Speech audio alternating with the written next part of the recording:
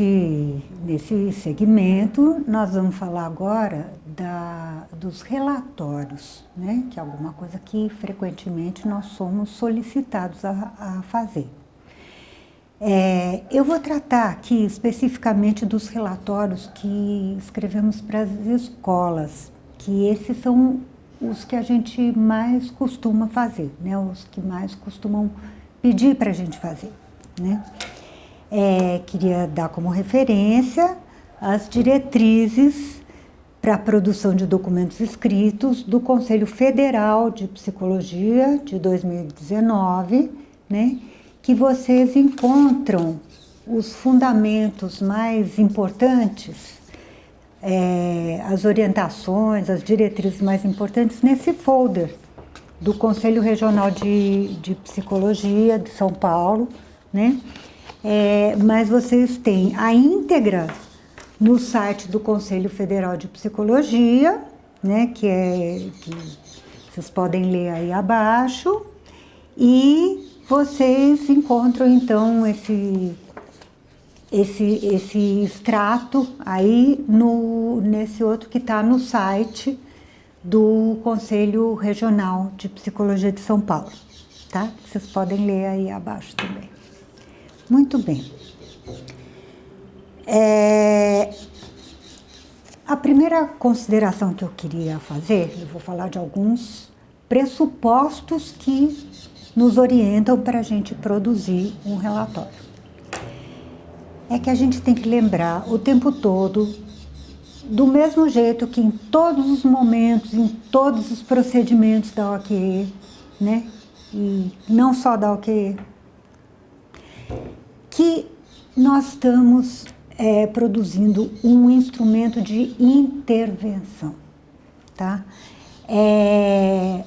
Eu já vi muito relatório que parece que foi escrito como se a realidade fosse fragmentada e que ele fosse um em si, né? Como se ele não afetasse, né? Não intervisse na situação, né? Um relatório, gente, tem efeitos. Os pais de uma criança que lê o relatório sobre seu filho, ele reage a esse relatório, né? Ele pode mudar de atitudes, né? Ele pode, enfim, a relação dele com o filho pode estar ser afetada por esse relatório.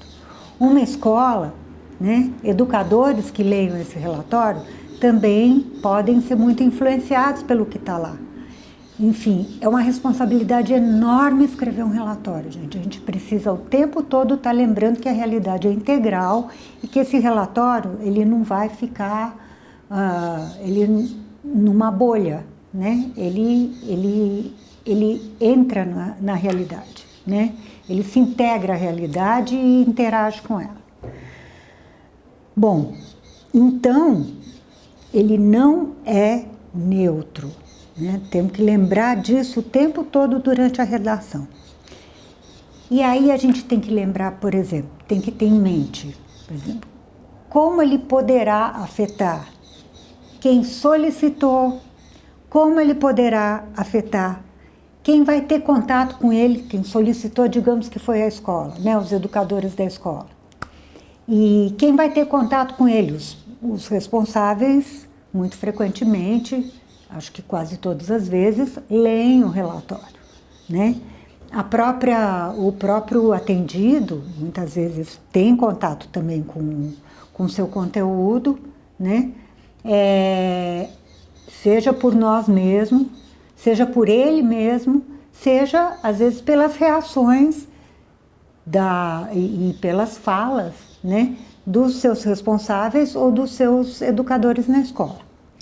Então, temos que ter tudo isso em mente quando a gente vai redigir e nos orientar pelos objetivos da OQE, que eu vou retomar aqui pela 1000ª vez, né? Todo vídeo eu retomo isso porque é central, né? Que nós temos como objetivo nesse trabalho, gente, conquistar uma movimentação dessa rede de relações da qual a queixa que nos chegou emergiu, né, e que mantém, sustenta, ou que pode também reverter, né, essa situação de sofrimento para a qual nós fomos solicitados a atuar, né, a reverter, a lidar, a entender, né? E a gente tem que conquistar essa movimentação fortalecendo todos os participantes e as relações entre eles, né, de modo que essa rede possa passar a produzir desenvolvimento, né, de todos os seus participantes e relações. Isso tudo, isso posto, né, enfim, tendo o objetivo em mente, vamos redigir, então, pensando o que a gente põe e o que a gente não põe. A gente tem que pensar em pôr, em fazer constar o que pode ser útil, né? Não é tudo, né? Até porque a gente precisa eticamente respeitar, né, quem é a fonte das informações. Então, por exemplo, dificilmente a gente põe num relatório para a escola dados íntimos da vida familiar, né? Se isso é muito importante para entender, para compreender a criança, isso é uma coisa que precisa ser muito conversada com os pais, né? Eles têm que estar de acordo de que a gente coloque alguma coisa e tem que pensar muito o que pode ser útil para a escola, compreender a criança e trabalhar bem, fazer bem seu trabalho com a criança, o adolescente, enfim, com o seu aluno, né?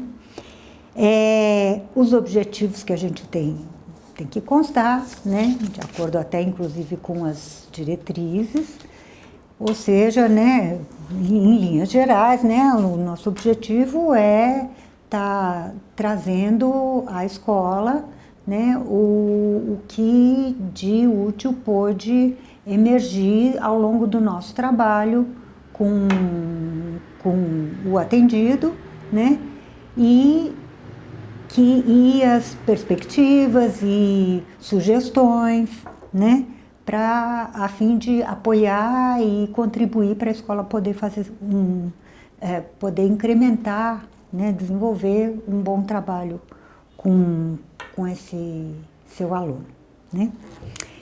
Bom, quando a gente escreve, gente, então eu abordei questões de conteúdo, né? Agora eu queria trazer para vocês questões da forma.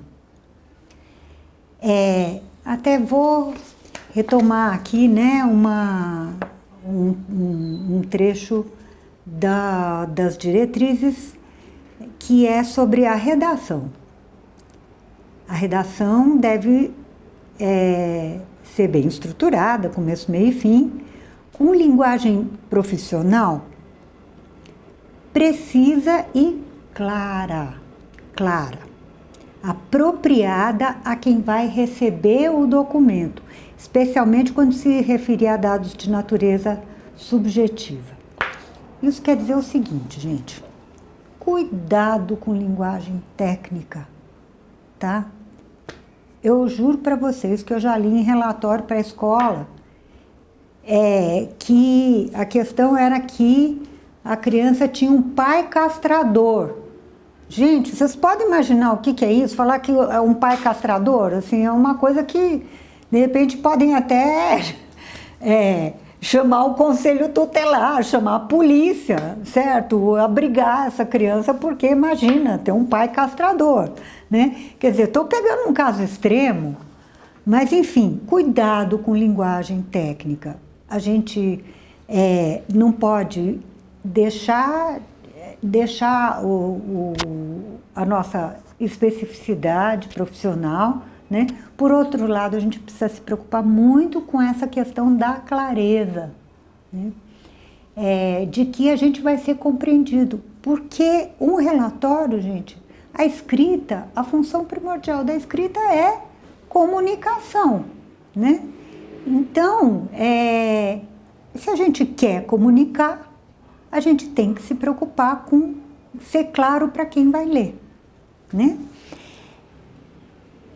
Quero dizer para vocês que isso tem uma concepção de sociedade, tem uma perspectiva de que sociedade, que relações sociais nós temos no horizonte, tá? Quando a gente faz uma linguagem hermética, uma linguagem que só os profissionais da área que vão ter o instrumental para poder compreender melhor o que está registrado lá, nós estamos muitas vezes usando uma linguagem que nos coloca numa situação de poder, tá? Porque o outro não entende direito, vê aquela linguagem, né, que tem uma aura de cientificidade, né, que o coloca numa situação de não ter como discutir, né, de ter que se submeter, porque né, o profissional falou, está falado, eu não entendi nada, não sei de onde ele tirou isso, mas deu lá, né, o resultado do teste tal. Eu não sei de onde vieram essas afirmações, mas deu no teste tal, então tá, né? Então, gente, isso coloca a gente numa situação vertical com relação a quem lê. Nós estamos acima e você se submeta ao que eu estou falando, porque você não tem como entender, e, portanto, você não tem como discutir. É uma relação vertical, né? Então, existe uma questão de poder aí colocada, né? É político, é uma postura política. Nós buscamos a horizontalidade, é uma postura democrática, tá? Então, nós buscamos a horizontalidade, ou seja, que haja uma comunicação real, que o outro possa ao máximo compreender do que a gente está falando, e isso vai dar para ele, inclusive, a possibilidade de discutir conosco se ele concorda ou não, né? Isso exige que nós nos desçamos do pedestal e nos arrisquemos, né? Porque a outra postura nos protege muito mais. Nós estamos escondidas sob o escudo da mística, né?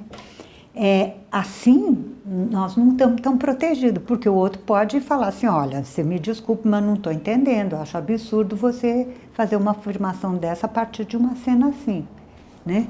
Porque ele entendeu o que a gente está dizendo. Então, é uma postura, é alguma coisa que traz desafios, né? E que a gente tem que ter em mente que sociedade a gente quer para se dispor a enfrentar esses desafios, né? A gente se despir dos escudos, a gente se humanizar, a gente se tornar mais vulnerável, né?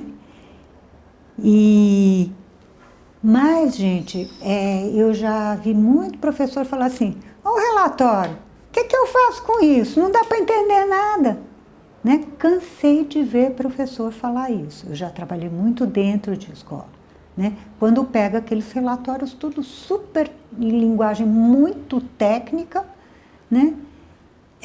E os nossos relatórios, o retorno que a gente tem é que sim, eles puderam ser compreendidos e puderam afetar a escola, né?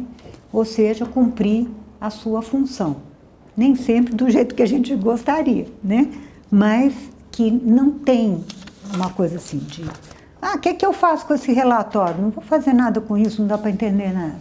Não existe. Não temos nenhuma notícia de que seja assim. Bom, para isso, gente, a gente também segue outro dos fundamentos, né, das diretrizes, que diz o seguinte: não fazer afirmações sem sustentação em fatos ou teorias. Tá? Então, o que a gente procura fazer? Bom, vocês já viram noutros vídeos que a gente não usa testes, né? Então, a gente fundamenta as nossas afirmações com cenas do atendimento. Eu vou dar uns exemplos aqui para vocês, né? Ó, esse relatório aqui é de um menino que era disperso, desatento, né? E que tinha suspeitas, inclusive, a respeito da inteligência dele. Essa foi a queixa que chegou, né? Mostrou-se um garoto com uma inteligência marcante, bem desenvolvida e articulada, depois falava sobre diversos assuntos relacionados à ciência, música, cibernética, entre outros. Apresentou um vocabulário oral rico e bem estruturado, né? Quer dizer, a estrutura da linguagem, uma linguagem bem estruturada, frases bem feitas, gramática correta, isso exige exercícios de lógica, né? Que são reveladores do grau de inteligência, né? Mostrou-se outro desse menino também. Mostrou-se uma criança sensível, simpática, colaborativa, reflexiva e bastante criativa. Pois, aí conta a cena, né? Reinventava brincadeiras com os próprios brinquedos que tínhamos no instituto. Criava, contava histórias com enredos interessantes e temas bastante afetivos e apresentou ainda extrema habilidade motora ao realizar com grande perfeição e detalhes precisos uma banda de rock com as massinhas de modelar que tínhamos na sala de atendimento. Porque, sim, também ele tinha dificuldades na escrita e também tinha suspeita que isso passasse até por questões de motricidade, né? Então, só para vocês terem algumas ideias de como é que a gente faz os nossos relatórios, como é que a gente redige nossos relatórios, né?